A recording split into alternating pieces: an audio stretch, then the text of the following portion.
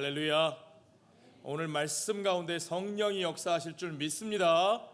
성령께서 우리 가운데 역사하셔서 얽매였던 것, 우리가 눌려있던 것 모두 다 끊어내고 이겨내고 참 자유를 회복하는 귀하고 복된 이 시간이 될 줄로 믿습니다. 여러분, 6월달 이제 아이들이 방학을 시작합니다. 여름이 되면 여러 가지 아웃도어 행사가 많죠. 여러분, 진짜 캠핑을 해보셨습니까?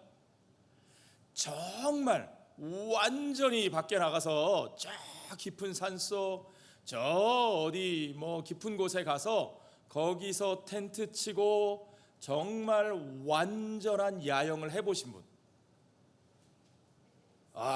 계시네요. 못 해보신 분은 올여름에 꼭 한번 해보세요.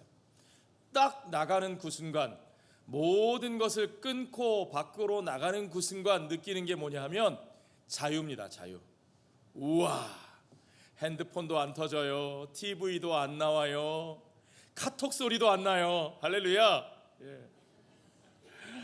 자유, 정말 자유입니다. 그 자유를 마음껏 누려봐야 돼요. 우리가 그 자유를 누리고, 그리고요 여러분, 그 다음에 텐트 쳐놓고 모닥불 피우고 고기도 구워 먹고 커피도 끓여 먹고 다 좋아요. 거기까지는. 그리고 이제 시간이 지납니다. 11시, 12시. 아니, 사실은 깊은 산 중에는요 어둠이 일찍 깔리기 때문에 9시, 10시만 돼도 벌써 아주 적막한 느낌이 들죠. 그리고 그 적막함 가운데서 가만히 계시다 보면 무슨 소리가 들려요. 저 멀리서 무슨 짐승 소리도 들리고, 그렇죠? 어디서 뭔가 불이 번쩍하는 것 같아 보이기도 하고. 그 뭔 줄 아세요? 그 짐승의 눈빛이에요. 제가 미국에 와서 참 좋았던 게 뭐냐면, 한국에서는 아무리 아웃도어 액티비티를 해도요 사실은 그렇게 내추럴한 진짜 와일드 라이프를 만날 수가 없어요. 미국에 오니까 진짜 와일드 라이프를 만나는 거죠.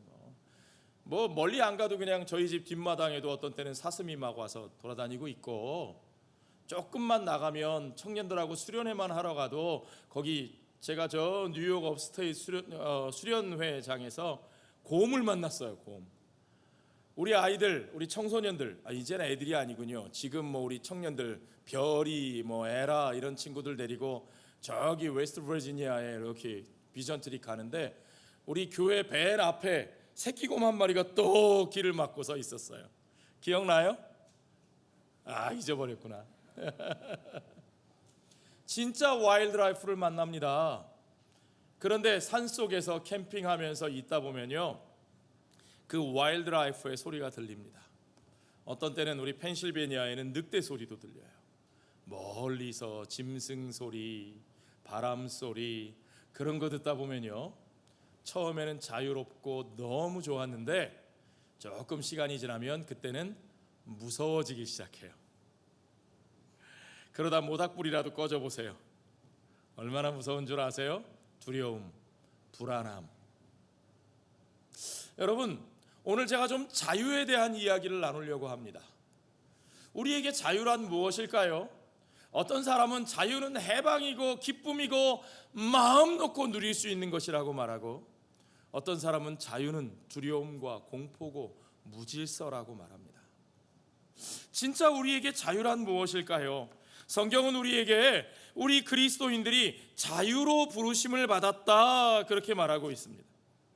그리스도 안에서 성령으로 거듭난 우리들, 우리는 정말 사도 바울이 말하고 있는 대로 참다운 자유로 부르심을 입은 사람들입니다. 그러면 우리가 받은 그 자유는 도대체 무엇인가? 성경이 말하는 자유란 도대체 무엇인가? 성령께서 우리에게 주시는 자유란 무엇인가? 우리가 상식적으로 생각해 보면 자유란 모든 구석으로부터 벗어나는 게 자유죠. 자유란 모든 규범, 거추장스러운 것을 없애고 내 마음대로 내 하고 싶은 대로 하는 것, 그런 걸 자유라고 말하죠. 그런데요 여러분, 사회학적으로 보면 모든 규범이 사라진 상태, 그런 상태를 자유한 상태라고 말하지 않고 뭐라고 말하는 줄 아세요? 그런 걸 아노미라고 말합니다. 아노미. 아노미라는 말은요, 이거 헬란 말에서 나온 단어인데, 노미의 노모스, 이거는 규칙, 규범, 율법, 법 이런 겁니다. 아자가 붙으면 부정하는 거예요. 뭐가 없다는 뜻이에요. 그러니까 아노미는요, 법이 없는 거예요. 규칙이 없는 거예요. 우리를 얽어매는 어떤 규범이 사라지는 거예요. 여러분이 요새 잘 사용하시는 위키피디아 백과사전에 보면 그 아노미를 이렇게 정의합니다. 사회적 혼란으로 인해 규범이 사라지고 가치관이 붕괴되면서 나타나는 사회적, 개인적 불안정 상태를 뜻하는 말이다. 아노미 상태에 빠지면 삶의 가치와 목적의식을 잃고 심한 무력감과 자포자기에 빠지며 심하면 무엇까지요? 자살까지 하게 되는 현상이 발생한다.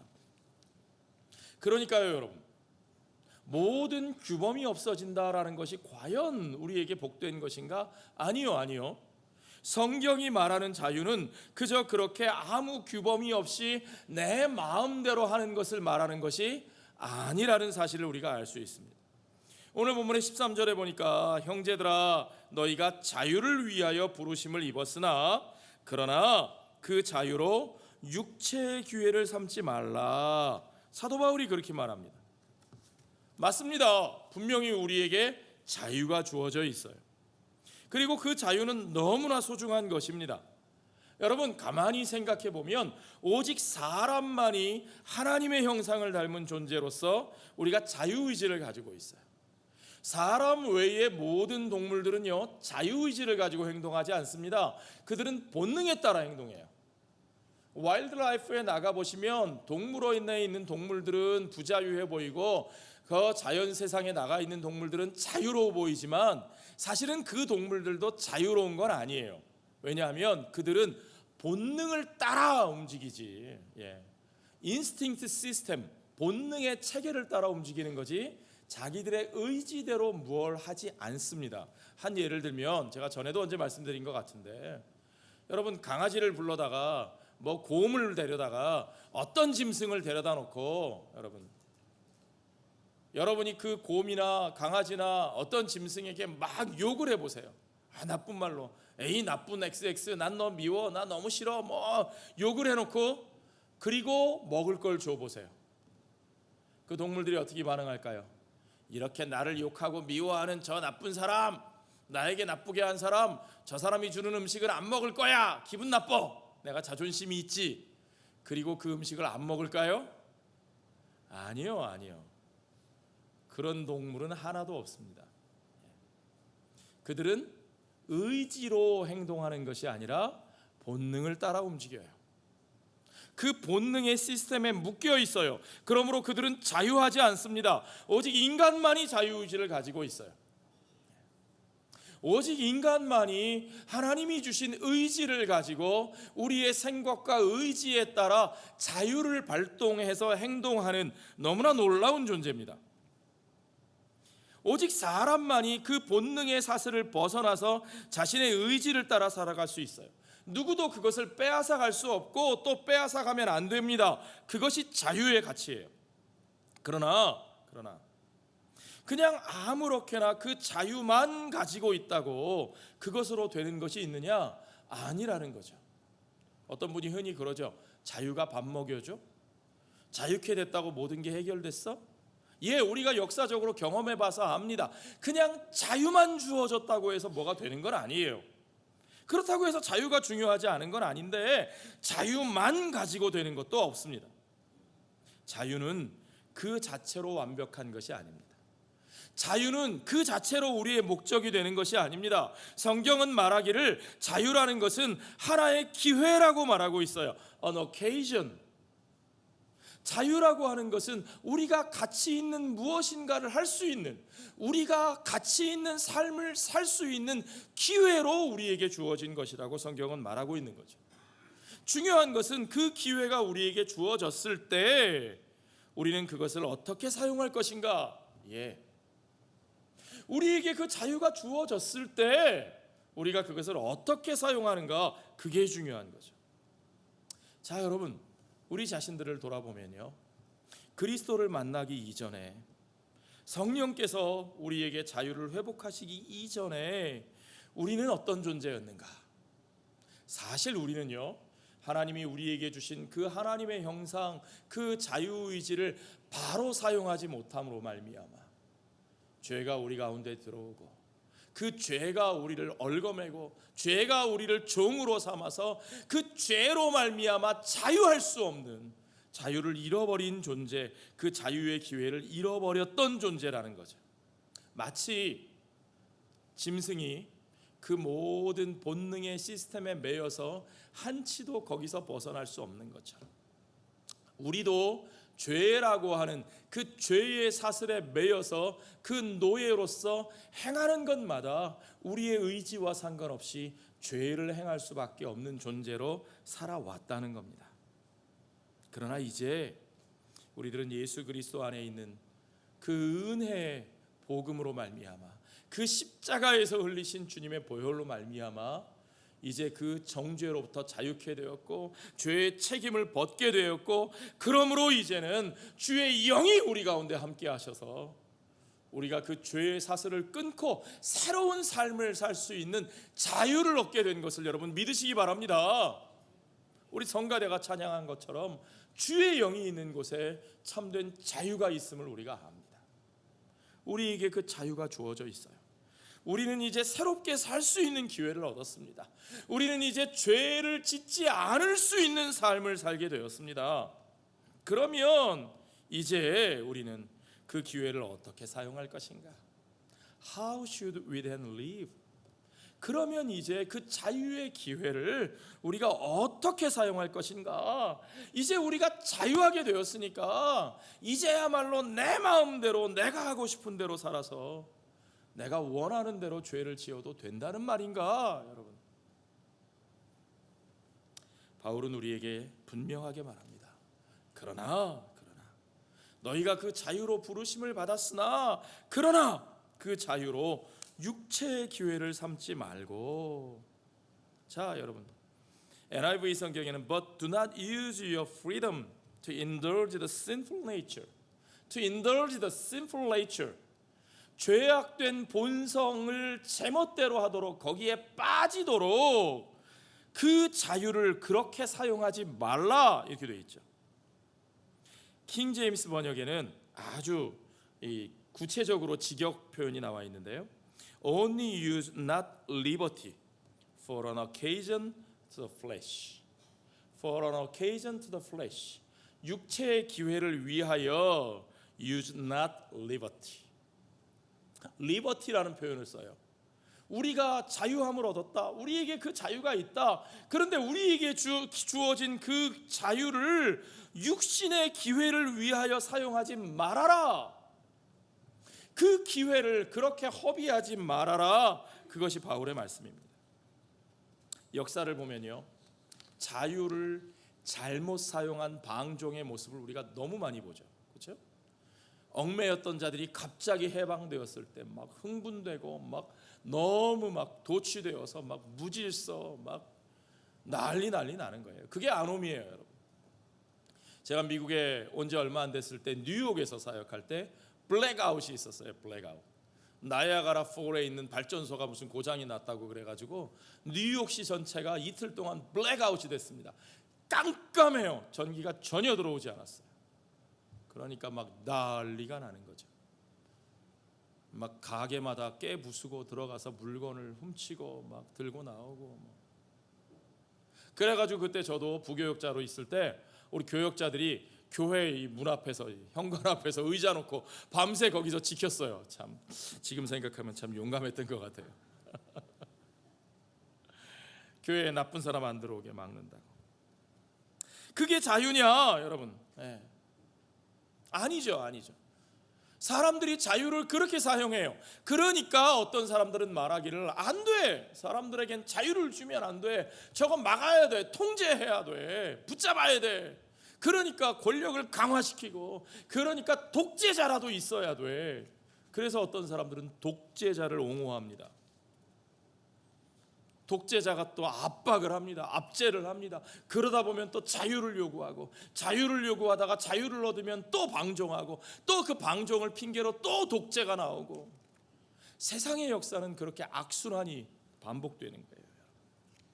그러면서 상처에 상처가 쌓이고 서로의 명분만 주장하고, 그러면서 전혀 해결의 길을 찾지 못하는 것이, 그게 세상의 역사예요. 그러나 여러분, 복음은 어떻습니까? 복음이 선포하는 자유는 무엇입니까? 여러분, 그것은 세상의 자유와 전혀 다른 방식의 자유입니다. 그리스도 안에 있는 진짜 자유는 우리를 성령 안에서 전혀 새로운 삶으로 이끌어주는 자유인 것을 여러분 믿으시기 바랍니다. 성경의 말씀을 잘 보십시오.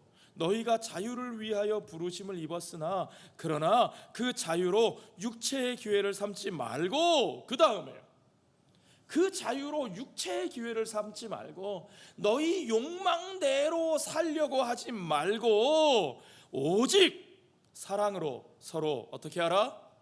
종노릇하라. 오직 사랑으로 서로 종노릇하라. Let us serve one another in love. Serve one another in love. 그 자유를 가지고 기꺼이 내가 상대방의 종이 되어, 억지로 하는 종이 아니라, 압제당하는 종이 아니라 기꺼이 자원하여 그를 섬기는 자로 헌신하는 삶을 살게 되는 겁니다. 그것이 성령이 우리의 자유를 이끌어 가시는 방향입니다. 그러한 자유가 우리 가운데 실현될 때 이 세상의 모든 피 흘림의 악순환의 고리를 끊고 방종과 독재, 무질서와 혼돈과 독재의 이 악순환이 끊어지고 오직 이 복음 안에서 참된 자유로 온 세상 사람들이 변화될 때 진정한 세상의 그 피 흘림의 악순환을 끊고 하나님 나라의 영원한 통치가 이루어지는 것을 여러분 믿으셔야 합니다. 그러면 그 자유가 우리 가운데 어떻게 이루어질 수 있습니까? 먼저 가장 중요한 것은 이 자유의 목표가 사랑이라는 것을 우리가 깨닫는 겁니다. 자유의 목표는 사랑이에요. 사랑. 자유의 목표는 내 맘대로 하는 것이 아니라 자유의 목표는 사랑입니다. 사랑이 무엇입니까, 여러분? 현대인들이 가장 많이 오해하고 있는 것이 이 사랑이라는 단어인데, 방송, 드라마, 음악, 노래, 많은 것들 때문에 우리는 사랑 그러면 우리의 감정을 따라가는 것이 사랑이라고 생각해요. 내 눈에 보기 좋은 것, 내 마음에 끌리는 것, 그것을 내 욕망대로 내가 쟁취하여 내가 원하는 대로 할 수 있게 되는 것, 그게 사랑이고 그게 사랑을 이루는 거라고 생각해요. 아니요, 사랑은 그런 것이 아닙니다. 그리스도인이 자유에 이르는 길은 내 마음대로의 삶이 아니라 하나님께서 내게 주신 그 모든 사람들과 함께 그들을 사랑하는 삶의 관계 속에서 온전히 내게 주신 그 자유를 하나님의 방식대로 사용하는 것입니다. 여러분, 우리에게 그 사랑이 이루어지고 우리의 자유로 그 사랑을 위하여 살아가는 삶이 이루어질 때에 바로 그 사랑이 우리의 삶을 파괴하지 않고 서로를 죽이지 않고 서로를 세워주며 서로를 살리는 방식으로 우리가 진짜 자유 안에서 함께 살아갈 수 있게 하는 것을 우리가 알아야 합니다. 그것을 위해서 사도 요한은요, 사랑의 가장 중요한 특징 두 가지를 우리에게 분명히 확인해줘요. 이 두 가지를 확인하지 못하면 사랑은 사랑이 되지 못하고 사랑을 핑계로 서로를 죽이는 결과를 만들어요. 내 욕망대로 되지 않으면 사랑이 상처가 되고 그 상처 때문에 사랑을 핑계로 서로를 파괴하는 관계. 여러분, 그것이 우리들의 관계죠. 그러나 이 사랑이 과연 어디서부터 온 것이고 이 사랑이 어떠한 것인지를 성경이 우리에게 분명히 말해줍니다. 첫째, 사랑의 기원은 하나님께 있습니다. 사랑은 하나님으로부터 온 것입니다. 아멘. 요한일서 4장 19절 말씀을 보면요, 우리 같이 읽어볼까요? 우리가 사랑함은 그가 먼저 우리를 사랑하셨습니다. 누가 먼저 우리를 사랑하셨어요? 하나님께서 우리를 먼저 사랑하셨어요. 그러므로 사랑은 하나님으로부터 온 거예요. 사랑은 그 사람에게서 나온 게 아니에요. 사랑은 내 감정 속에서 나온 게 아니에요. 사랑은 하나님으로부터 말미암은 것입니다. 아멘. 두 번째 중요한 것은 그 사랑이 사람들과의 관계 속에서 이루어져야 한다는 거예요. 모든 사람들과의 관계 속에서 이루어져야 한다는 거예요. 요한일서 4장 11절에 보니까 사랑하는 자들아 하나님이 이같이 우리를 사랑하셨은즉 우리도 서로 사랑하는 것이 마땅하도다 그랬어요. Dear friend, since God so loved us, we also ought to love one another. Since God so loved us, 하나님이 우리를 이렇게 사랑하셨기 때문에 어떻게 사랑하셨어요?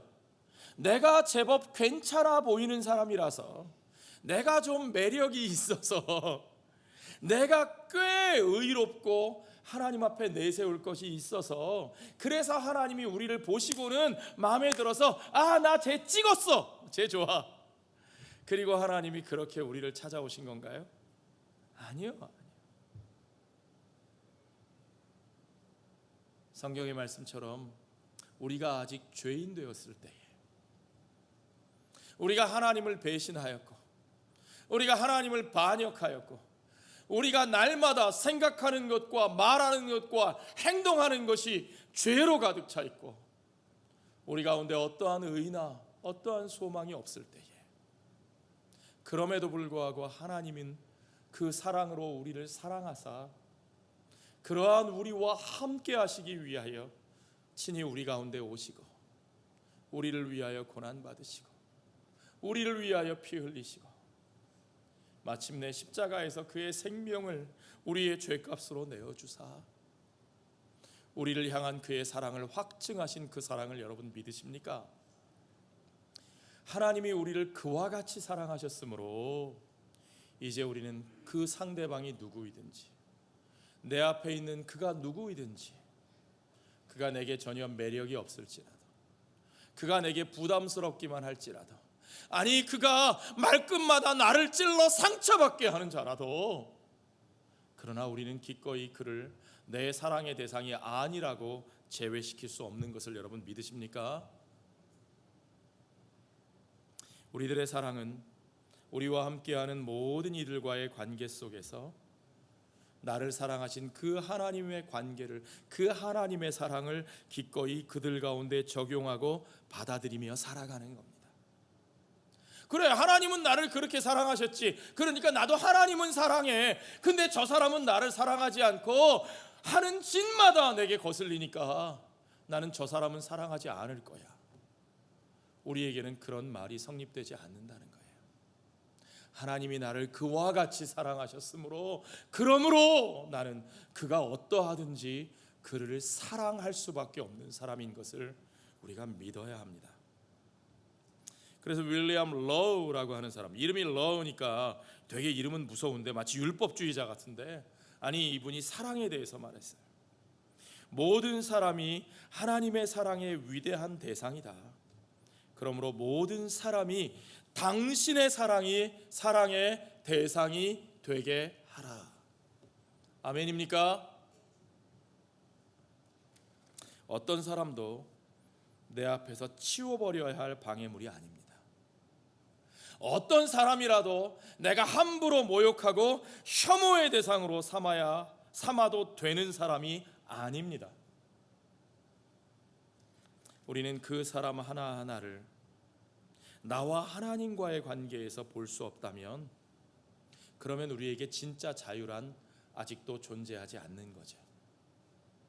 그 사람이 어떠하기 때문에, 그 사람이 거슬리기 때문에, 그 사람이 내게 상처 주기 때문에, 그 사람이 내게 악하게 대하기 때문에, 그러므로 그 사람 때문에 나도 그를 미워하고 상처 주고 그를 파괴해야 한다면, 그 사람 때문에 내가 하나님과의 관계를 온전히 지키지 못하고, 그 사람 때문에 내가 하나님이 내게 주신 삶을 살지 못한다면, 그 사람 때문에 나는 자유를 누리지 못하는 거예요. 나는 여전히 자유가 없는 삶을 살고 있는 거예요. 그래서 바울은 15절에서 우리에게 이렇게 말합니다. 만일 서로 물고 먹으면 피차 멸망할까 조심하라. 그 사람이 미워서 그 사람 때문에 그걸 해결하지 못하면, 그 사람이 잘못해서 그 사람 때문에 내가 사랑을 하지 못하면 그 사람만 망하는 것이 아니라 나도 자유가 없는 자로, 성령이 없는 자로 살 수밖에 없고, 그 사람이 망하는 게 아니라 내가 망한다는 거예요. 서로 망한다는 거예요. 바울은 그렇게 서로 물고 뜯고 망하는 사람들의 모습을 아주 구체적으로 표현하고 있어요. 19절부터 보십시오, 여러분. 같이 읽어볼까요? 육체의 일은 분명하니 곧 음행과 더러운 것과 호색과 우상 숭배와 주술과 원수 맺는 것과 분쟁과 사기와 분냄과 당짓는 것과 분열함과 이단과 투기와 술 취함과 방탕함과 또 그와 같은 것들이라. 전에 너희에게 경계한 것 같이 경계하노니 이런 일을 하는 자들은 하나님의 나라를 유업으로 받지 못할 것이다. 이런 일을 하는 자들은 성령 안에서 자유를 누리지 못하고 있는 자들이다. 이런 일을 하는 자들에게는 성령이 그 안에 없는 것이다. 성령이 그 안에 계시지 않다면 그는 하나님 나라에 속한 사람이다, 아니다? 아니다. 그들은 하나님 나라를 유업으로 받을 수 없다.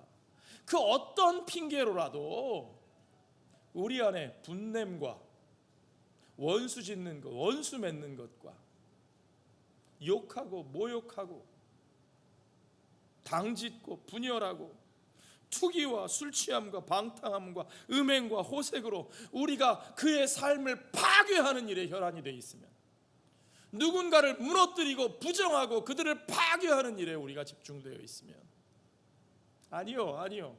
우리에게는 자유가 없는 겁니다. 우리에게 자유가 없다면 우리는 성령의 사람이 아니라는 것입니다.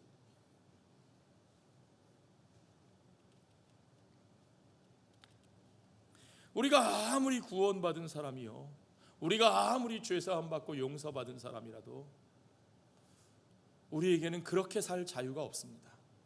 우리에게 주신 자유는 그런 자유가 아닙니다. 우리가 음행하고 호색하고 내 욕망대로 마음대로 하면서 그렇게 누군가에게 상처 주고 아프게 하고 그들을 망가뜨리는 것, 누구도 그것을 정당하다고 말할 수 없습니다.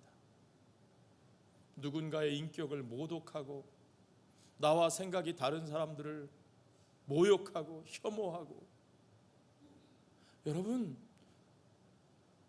구원을 핑계로, 믿음을 핑계로 그런 것들을 우리가 정당화할 수 없습니다.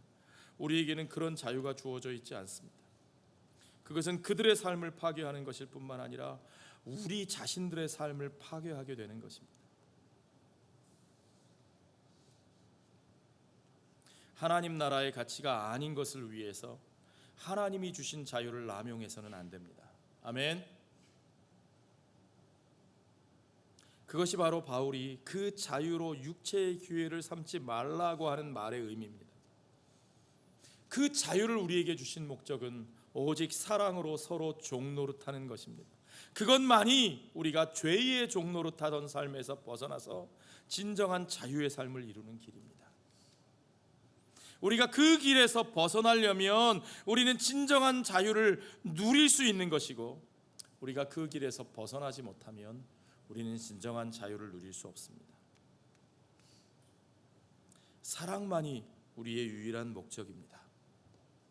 오직 사랑만이 우리를 다시 그 동물원의 철창 속으로 가두지 않고 그 속박의 사슬에 매이게 하지 않고 파괴적인 위험과 두려움 속에 우리를 내버려 두지 않게 됩니다.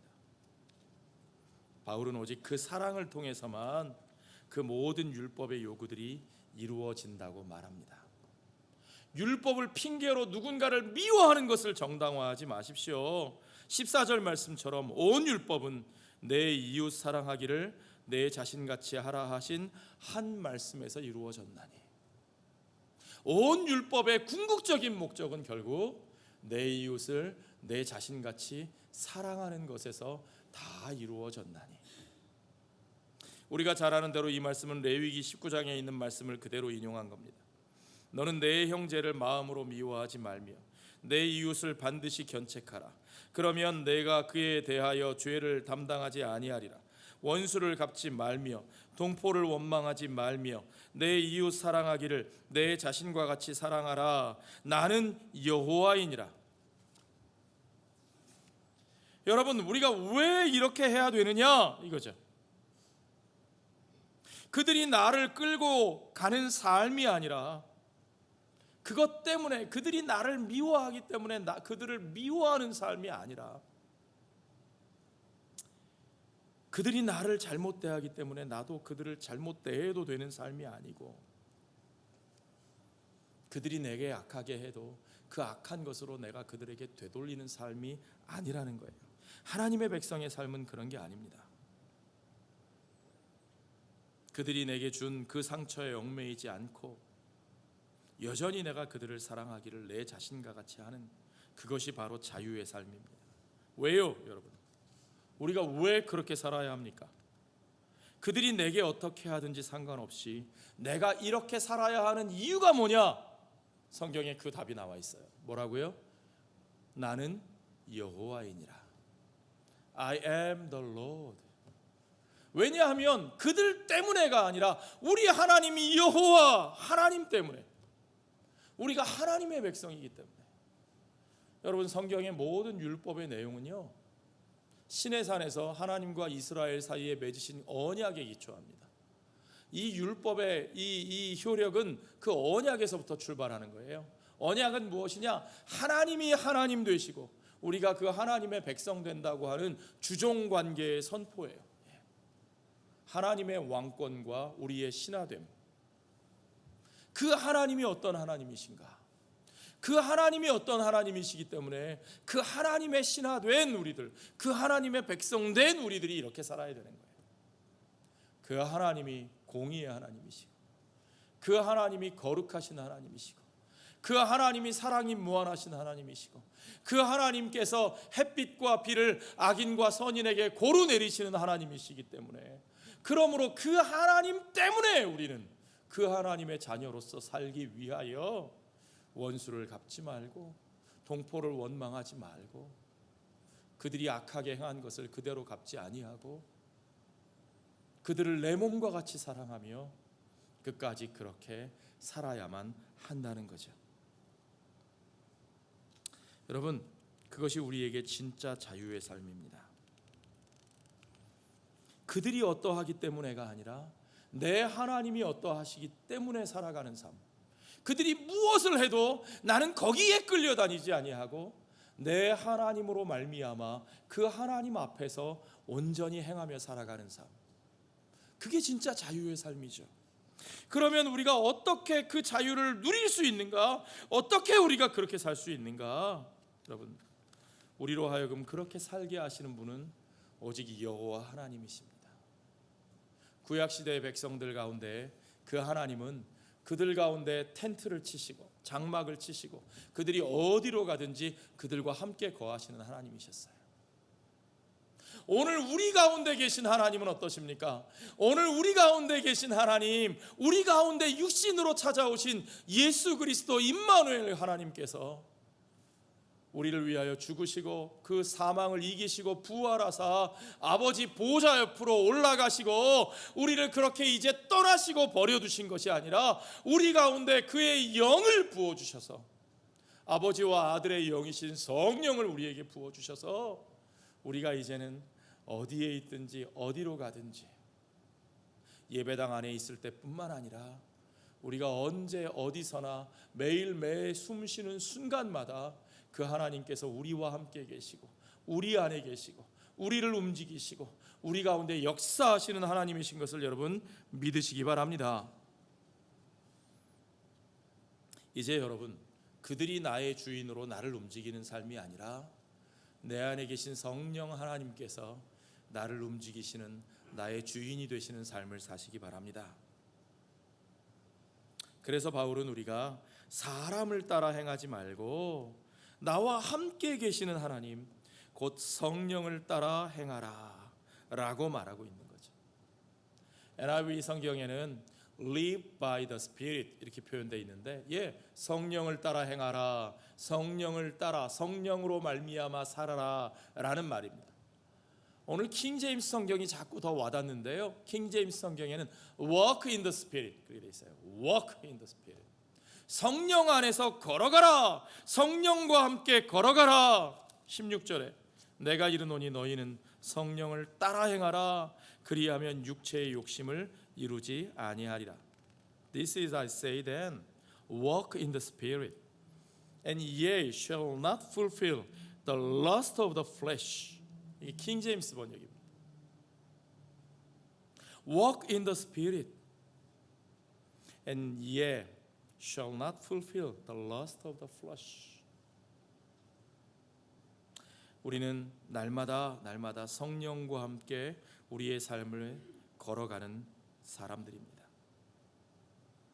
여러분이 느끼시기에 때로는 너무 힘들어서 외롭고 내 옆에 도와줄 사람이 하나도 없는 것 같아서 무너져 내리고 싶은 그런 느낌들이 드시죠? 그러나 아니요, 그리스도 안에 있는 우리는 모두가 다 이미 성령을 받은 자들입니다. 어떤 사람들이 자꾸 그렇게 말해요. 아유, 그거 성령 못 받아서 그래. 방언할 줄 알아? 기도 뭐 어떻게 해봤어? 성령 못 받아서 그래. 성령 받아야 돼. 성령 받고 방언 받아야 해결돼. 아니요, 그거 바른 얘기 아닙니다, 여러분.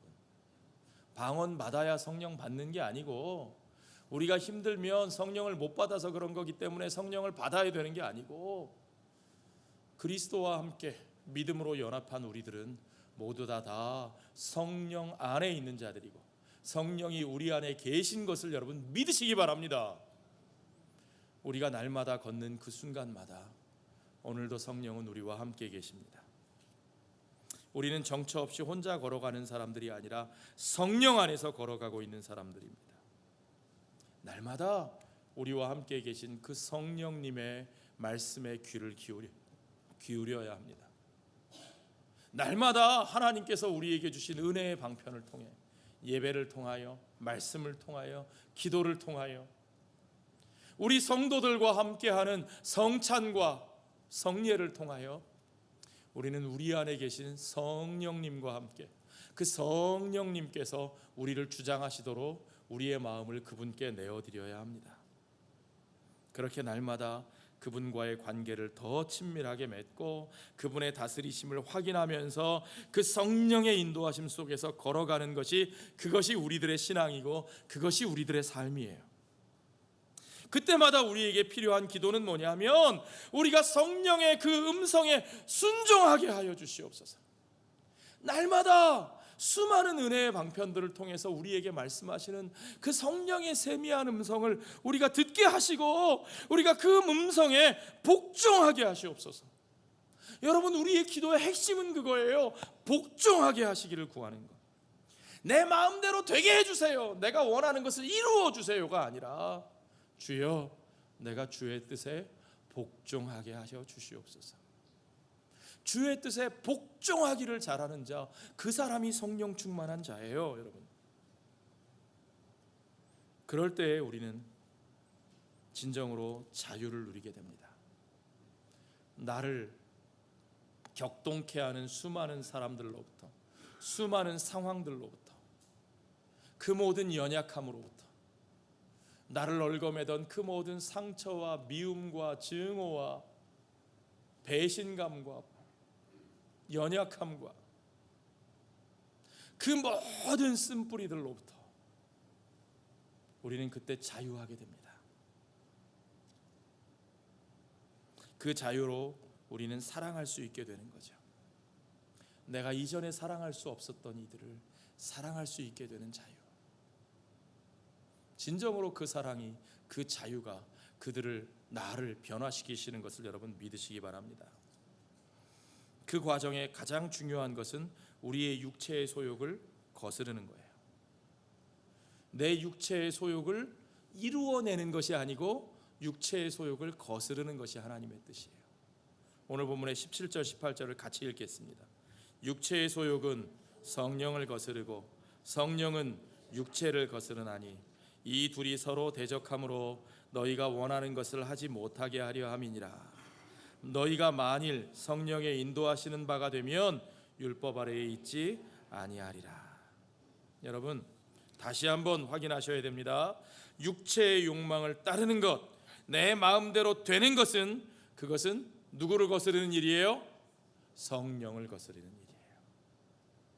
그러니까 여러분, 기도가 바뀌셔야 돼요. 하나님, 내 욕망을 이루어 주세요. 아니요. 우리의 기도는 바뀌어야 돼요. 하나님은 그걸 원하지 않으세요.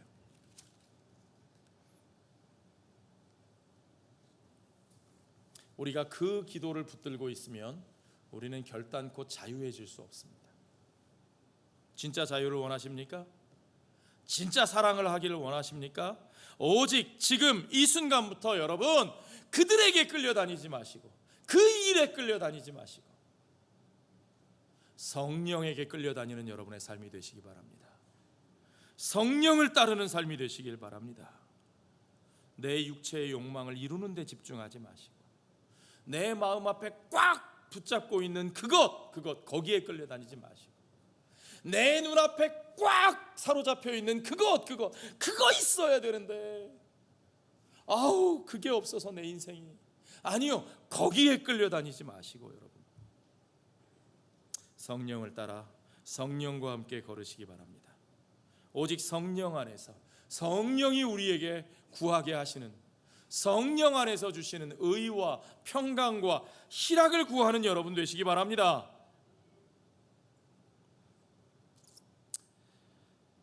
누가 나에게 불의와 다툼과 분노를 강요할지라도 성령께서 나에게 주신 참 자유의 능력으로 우리는 끝까지 그 의와 평강과 평화와 기쁨을 구하는 삶을 살아야 됩니다.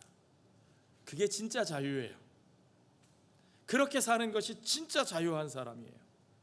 성령의 이끄심에 순종하며 사랑으로 서로 종노릇하는 길을 선택하는 저와 여러분 되시기 바랍니다.